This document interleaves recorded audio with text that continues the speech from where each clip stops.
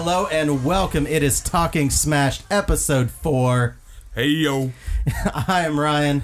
And I'm Roger.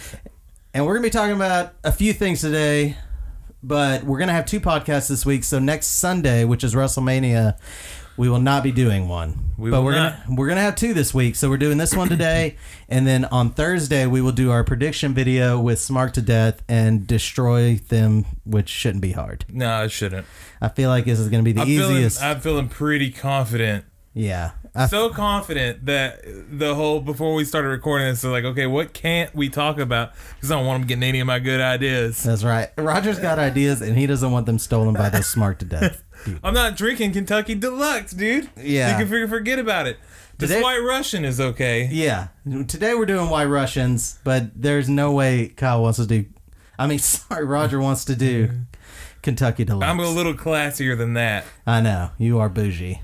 Ryan brought over this stuff. All my years working in a bar, and I never had a White Russian. I never tried it. Yeah, that's right. We're doing White Russians. My girlfriend was a bartender for years. Like the dude. She must have made 1 million of them, and I just never had one. I just kind of whiskey cocktail. Well, the easy thing about the Mania predictions for us is Smark Anthony over there is just going to freaking pick Hangman Page or Marty Scurll for everything, and we're just going to win. That freaking Mark. All right, guys, let's get into it. Slow that first down. Yeah. For anybody listening at half speed, enjoy this.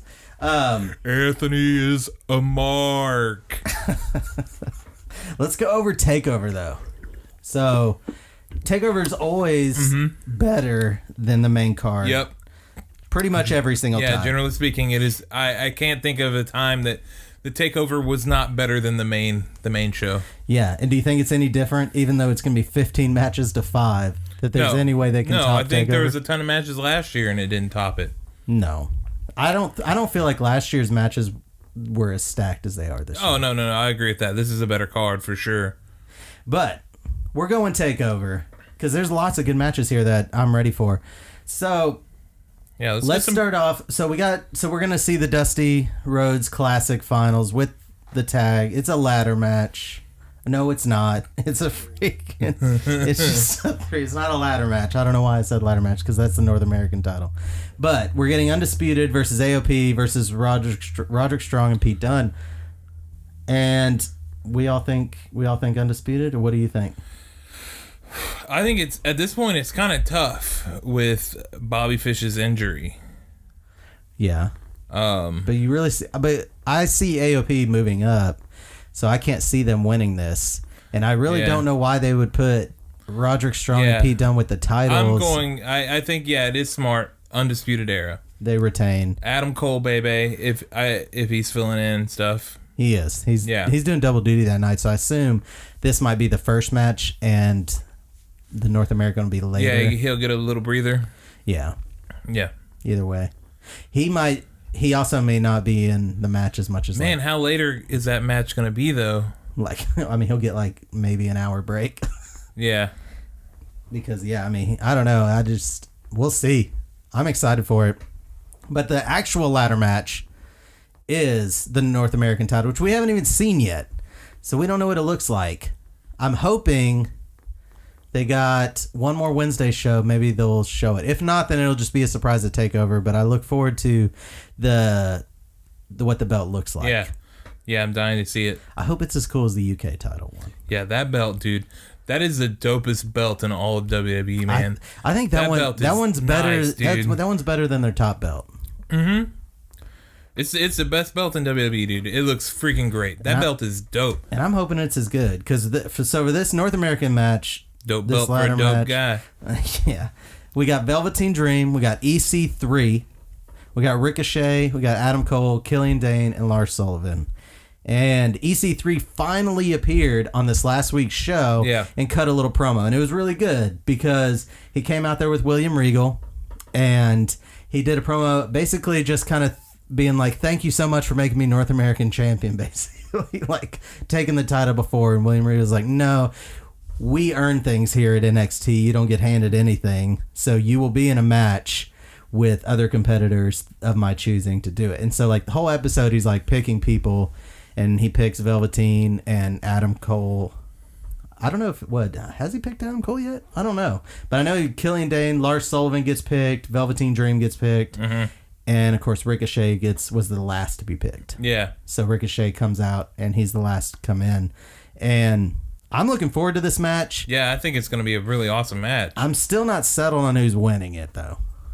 Do you have a strong feeling on who you think's winning this? Not a strong feeling, no. Who do you think though? I think.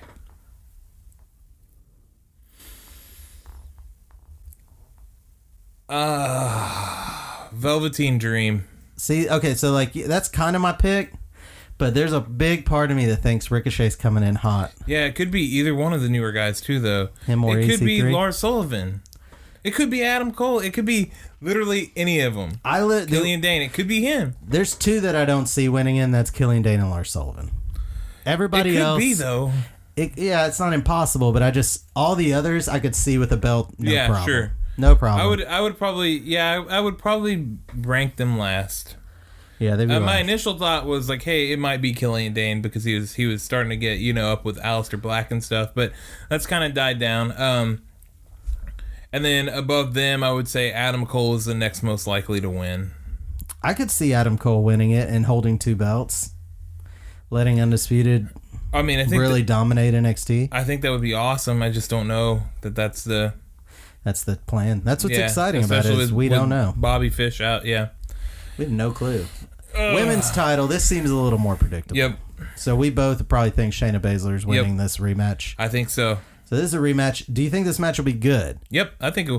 Okay, so we did a segment last time. They had a match called "What the Hell, Melts" with his scores. Yeah, because he ranked it super low. Yeah, Melts gave it less than 3. It was like a 2.5 or something like that. Something ridiculous. Yeah, it was really crappy. I don't remember. That match was good, and I think this match is going to be better than that match. Yeah, I don't know what the hell he's thinking sometimes, but he also, when you're in WWE, it's hard for you to get a good. Out of Melts. So I don't know. I think it's going to be really good too, but I think it's pretty predictable that Shayna's going to win this thing. Yeah, I think Shayna's taking it. Yeah. What about the big one? What about the title match? Aleister Black versus Seein Almas. I called it in January, and I'm calling it now. It's Aleister Black. Yeah, I think Black takes it too. Although it's not that I would have a problem with Seein. Oh no. It's just. I love Seein. I think him and Zelina Vega are doing really good work. Yeah. I don't want to see them go away. I'm trying to think of. I assume the next person, whoever wins, who do they go against? Who's coming up for that? Is it going to be like, I don't know, does Gargano stay and go for the big title if he wins against Ciampa? Or does Drew McIntyre come back and then he wants his title back? That could be. How much longer is Drew out for? I don't think that much longer. I don't know. I actually haven't looked many updates on Drew McIntyre. Well, and you have the newer guys coming up. You have EC3 and Ricochet. If neither one of them win, they could be. They could be. Yeah, I don't really know. I don't know what they'll do after that. I kind of think Black's winning this thing too. Yeah, I think Aleister Black is winning. Obviously, I think they're going to definitely do a rematch with Almas for sure. So we got time to build on it. Yeah, we do. But let's see. And then the match that I'm most looking forward to, which is the unsanctioned match. We got Gargano versus Ciampa. The build has been great to this because I don't know if it's because it's been 7 months long or however long Ciampa's been out. Or I don't even know how long he's been out now. It's been a while. Yeah. And they've managed to keep the build by having Gargano just really can't win. He keeps losing. He just can't get these big wins out. He can't get a title. And and it all kind of, it started with them losing the tag match, and that's when Ciampa turned on him. Now Ciampa's back but did you see the Gargano outside?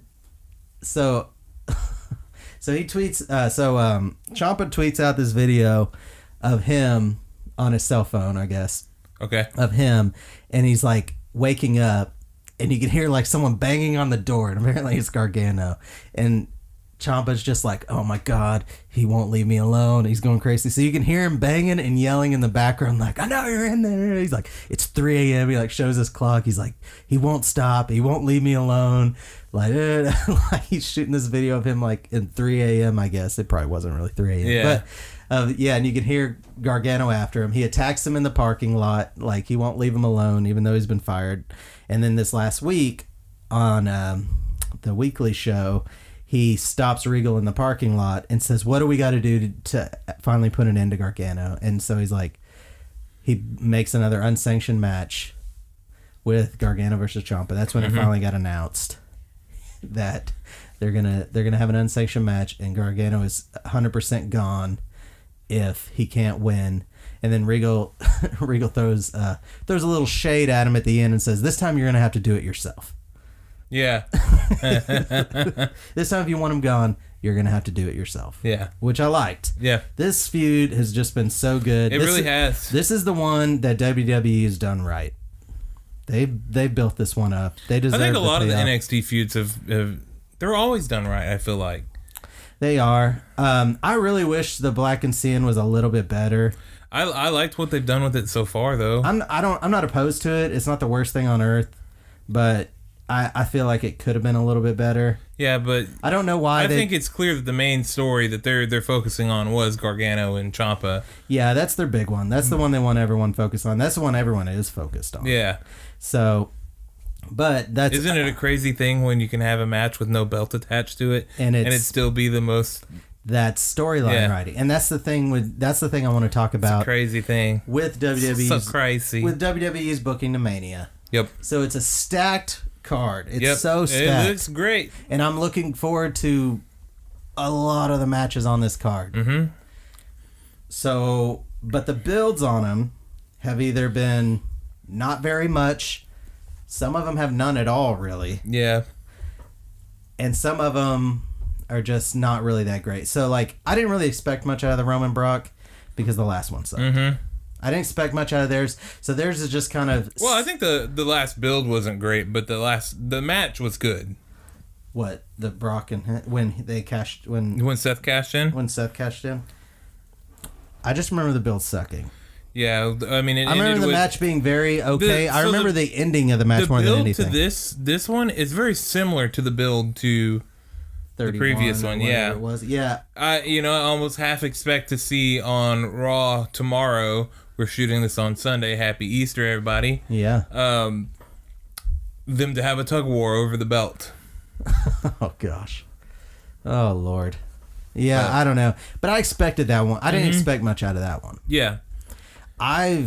What they've done with Shinsuke and AJ for the past like 2 weeks, I've been good. I've enjoyed. Yeah, I enjoy the mind games that Shinsuke's playing with him. Almost gonna kick him in the head, and he stops. Yeah. And just like pats him.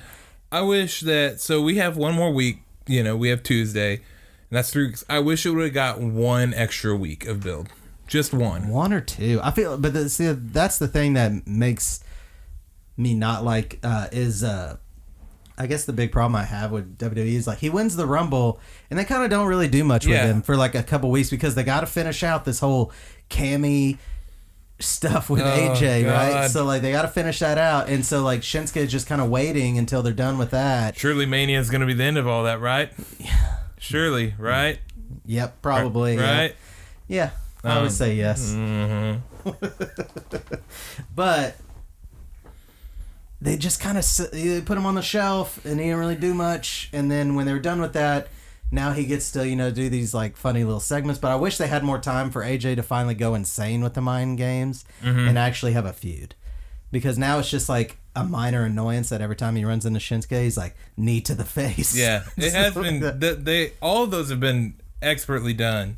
Yeah, I've enjoyed those. I just wish they were longer. That was more, one that have more self-confidence. That one is a match that everyone's looking forward to that they should have put more into the build on. Yeah, yeah. They should have put another one that so I might be the only person that likes this one.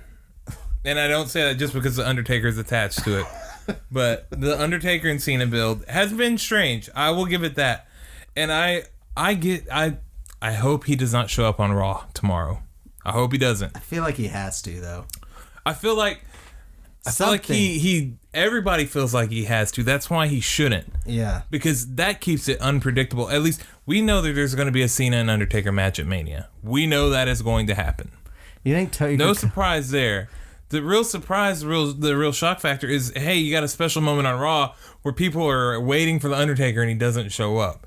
And that leads the question to a lot of people like, well, is the match at Mania going to happen? Does that make Undertaker the heel? No, not at all. Undertaker doesn't owe John Cena anything. Yeah. John Cena is the one that's been going out there clucking like a chicken, walking around like a fucking Looney Tunes character. I don't think either one of them are a heel. So you don't think but John Cena has, in my opinion, and I know I talked a little bit with Kyle about this. He doesn't see it that way, but in my opinion, John Cena has been the dick. Yeah. He's been the dick. The dude is freaking old, man. And everybody with a freaking thinking mind knows that the Undertaker is old, and he doesn't owe John Cena anything. So, but you like the build to that one? Yes, I do. I like that the Undertaker keeps not showing up. I love it. I freaking love it. I want to see John Cena in the crowd as a fan. You want to see him ringside? Yep. With popcorn. Yep. And his own drinking somebody's beer. In his own gear on, maybe with a sign. Yeah. Maybe with a do something. Hashtag do something sign. Yeah. See, that's good. Oh gosh. And just have him in the crowd like hosting, like New Day did last year. Just have him in the crowd with the microphone, find different sections. Do we get a match at Mania or no? Then? Yes, we get a match at Mania. So eventually Taker comes out and calls out Cena? Yeah. That is such a weird booking. It's fun though, dude. It's different. It's definitely different. People complain all the time about WWE not doing anything different. That is different, and that is a cool little, like, that's a really memorable thing for what I really and honestly believe is Undertaker's last match. Yeah, we keep saying that, and then I know, but I think this is the last one. Yeah. Well, you think he's coming out as American Badass? So. Oh, dude, I hope so. Oh, you're such a Taker, Mark. Oh man, John Cena. I heard what you said about me. Get on my hog and ride. Oh Lord, that's what's gonna happen, dude.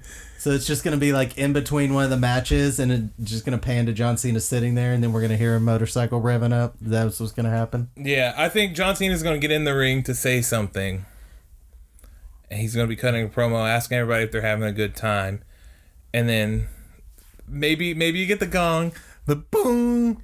He's here. That thing, you remember that? Oh, that would be awesome, dude. I'd be marking out big time. I know you would. I'd be like, this is so freaking cool, man. This is the best WrestleMania of my life. He's here. Oh gosh. Oh, the real question is, dude, and I think I posed this before and I'm going to pose it again. Yes. It needs to be rolling, right? I know Kid Rock is there. I would say yes, it needs to be rolling, but it needs to be rolling. You're not getting that with Kid Rock. If I get American Badass, it's going to take a little bit of it away from me. It's going to ruin it for you. A little bit. Yeah. Well, maybe Freddie Durst can come out there and do rolling. To be fair, the He's Here thing was attached to American Badass. It's gonna be American Badass if it's not gonna be rolling. I want rolling, dude. I know, but you're not getting that. You're not getting everything you want. Let's be clear. Kid Rock and Limp Bizkit suck. They suck ass, and I don't like them. But when the best thing that either one of them ever did was to associate themselves with the Undertaker. That's the highest career-defining moment. Yeah, it's one where our song was cut up and chopped and screwed for the Undertaker to enter to. That's fair. I feel like that's a fair thing. I feel like if they don't think that's the highest point, there's something wrong with them. Because Nookie is not your high point. It's Undertaker. Oh Lord. What about So like Nia did though, she just did an interview with the Mirror in the UK, and how much she loves the writing on this because they asked her about the body shaming stuff, and she likes it. Yeah, and she thinks it's an amazing. She likes this build. She's been very outspoken on Twitter and stuff about people body shaming her in the past, and it's like I kind of bring it back, and this is not extreme. You remember whenever Paige and Charlotte were feuding? Yeah. And Paige said the thing about her brother not being so strong. Yeah, crossed the line. Totally crossed the line. I was like, Charlotte was okay with that. Yeah, I assumed later on they said that Rick was not okay with it, but Charlotte was okay with it. Yeah, and when that happened, I was just like, there's no way Charlotte didn't know that was coming, but God. But that seemed a little bit much. Does it make it any less tasteless because Nia's okay with it? No, not really. But I'm glad that she can sort with herself well enough. Like, I'm a big guy. I can handle somebody calling me fat. Yeah. I can handle it. It doesn't really faze me, but there are a lot of people that are not leathered over as this, and it is very offensive to them. Yeah. I mean, but she doesn't seem to be one of them. Yeah, she doesn't. She seems like, okay, this is story. Alexa is her best friend. Yeah, I mean, I haven't loved their build. No. Mostly because they went very Total Divas with it, and that's what I didn't like about it. Is it turned into like a reality show instead of like a good what's wrestling weird build? is that the reality show Total Divas, they're still best friends. Yeah. There's no kayfabe on there, I guess. Kayfabe is dead, buddy. Yeah, kayfabe's dead. We'll keep it alive. We'll keep everything alive. Sure. Forever. But yeah, she's okay with it. Doesn't mean that everybody else is going to be okay with it, though. Yeah. Doesn't mean that it isn't taste. It doesn't like taste to other people. Yeah. But here's the whatever. It's fine. Here's the funny thing: getting so close to Mania is, and if you disagree, but after looking at all the builds going forward, the one we hated the most, that we are so sick of them going on about, turned into the most compelling one. When Daniel Bryan came back. Daniel Bryan returned. It was a thing we talked about where the only saving grace to this feud is if a return... And I will give it to you, Ryan, you never lost hope, dude. I didn't lose hope. You never lost hope. I was like, they got to. The whole time I was like, Daniel Bryan ain't coming back. He's going somewhere else. He's got to come back. But, yeah. And is that the payoff, though? Is we got our payoff. We're getting Daniel Bryan back. So does that finally make the feud good? Or are we still remembering back at just like how annoying it kind of was, keep going on and on forever? I don't know. Yeah. I feel like I just want to forget it. Really. Get our payoff and go. We finally get the payoff and you're just fine with that. You get your check. You look at it. You say we worked a little harder than this, but it's still okay. You're still going to spend it. It's the longest feud. Yeah, well, it is. I don't know. I guess the Roman Brock thing has kind of been. It has not lasted longer than the Shane. No, because it's just been. It's not. It hasn't really been a build. It's been after the last Mania. They already had the next Mania. The build for this started at like Survivor Series, where Shane did the what was his hashtags? Under Siege. Yeah, Under Siege. Oh Lord, and that's like. There are a few feuds on here that I haven't mind the build on. I like the IC build. Miz always I think that one's been good. Miz always does well, and I think Finn and Seth have kind of been good supporting. Yeah, they've let kind of Miz take it, and that's what Miz is really good about. I kind of said this earlier. He's good at putting the feud before himself. Now he uses himself as a piece. Like, it is all about him, but it's clearly about building something bigger. Yeah, and I like that. You know what I liked is that he's been, like, taking jabs at all the indie... Because they're both indie guys. Yeah. And he's just been taking jabs at the indie marks the whole time. He just... he always makes it a point to be like, you little indie guys aren't here on the main What do you call it? He called Finn Prince Nevitt? Yeah. He said it with so much stank to it. Prince Nevitt. Yeah. He said it with confidence, like, I still to this don't know if he was mocking it or if he really just messed up his name. Yeah, if he just said Prince Nevitt, maybe Neville was on his mind. Maybe there's a Neville return coming in. Who knows? Oh, man. Neville return, baby. But, Tyler Black. But, yeah, it's just like, I feel like WWE has got to let the wrestlers take, control of their own feuds a little bit. They got to give them a little bit.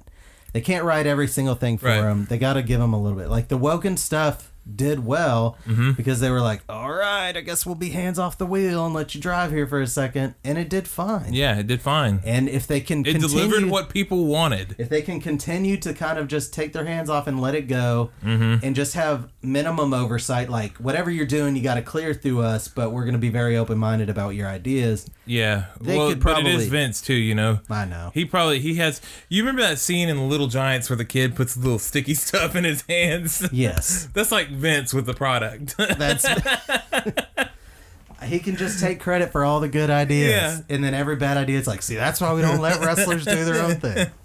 But yeah, they need to give them a little bit more. They need to. I don't know who's on the writer team. It's a joke to like. It's a running joke, you know, like fire Road Dogg, but it's not just Road Dogg writing all the lines. No, all the it's things not. in here. It's There's not, a team there, and it's still got the same head writer it has had. Yeah, but yes, I get he's one of the runners of that show, but they just.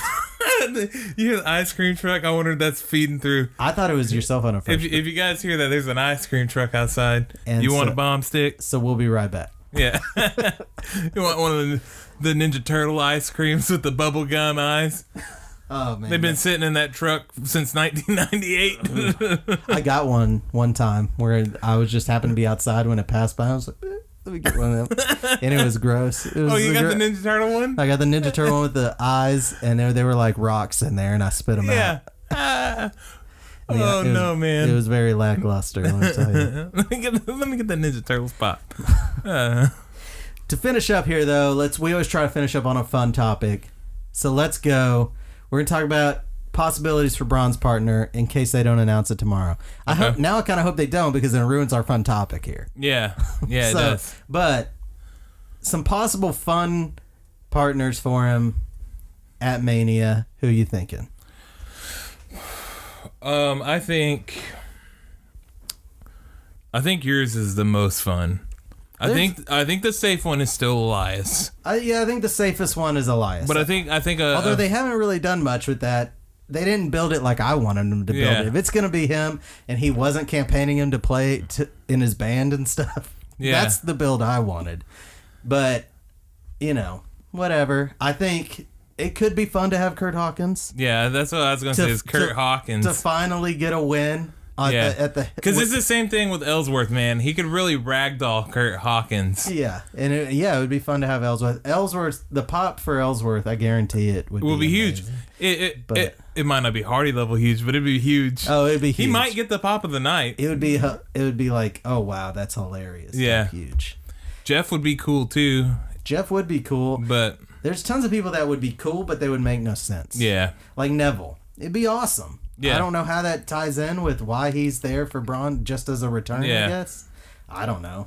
I mean, but Elias seems like the obvious. I think his partner needs to be somebody he's destroyed. Yeah. But not Kane. Not Kane. And not Big Show. Not Big Show. Not Kane and not Big Show? Yeah. See, I don't know. Yeah, see, you just start running out of ideas on who it could be. Yeah. Dean Ambrose isn't there. Nope. He's still pretty injured. So it can't be him. Maybe Samoa Joe. I don't really know necessarily how he ties in. Yeah, I don't think it's Samoa Joe. I don't think so either. I think it's definitely going to be a guy that's smaller in stature. Because they're going to have some sort of move together. Yeah. Where Braun lobs him. Yeah. You remember in the very first match with Braun and Ellsworth. Yeah. He did that reverse choke slam that was so freaking dirty to him. Yeah. It was so dirty, man. That used to be Braun's finisher, wasn't it? It was and I don't know why they switched it off to the running power slam, because the reverse choke slam was way freaking cooler. Sometimes it was cool. It depended on the person. I think it had a lot to do with it probably hurt really bad. I imagine. Because he puts a lot of force in. But imagine him doing that to Ellsworth onto somebody for the pin. Yeah, that's the thing. If it's Ellsworth, I want Ellsworth getting the pin at Mania. I would shit my britches, dude. I'd be so happy.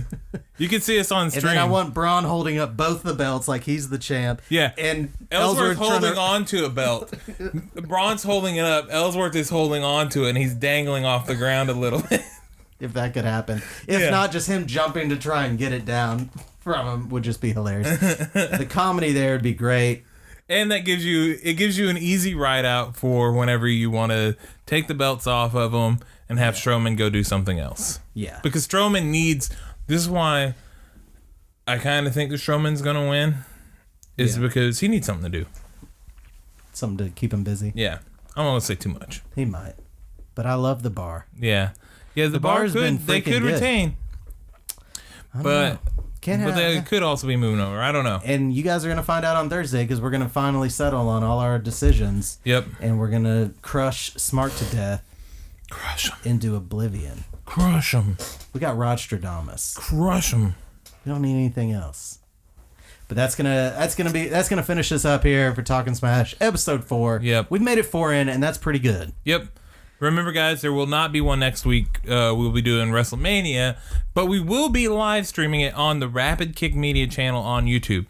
So if you go to www.youtube.com/Rapid Kick Media, you can find us there live streaming. We will for sure, by the time main show is on, we might start at main show. I might start a little bit early in the pre-show. Ryan probably has to work, so he might come a little later. So it might just be me for a little bit if you see us. But by main show, we will for sure be up, and we will for sure both be here.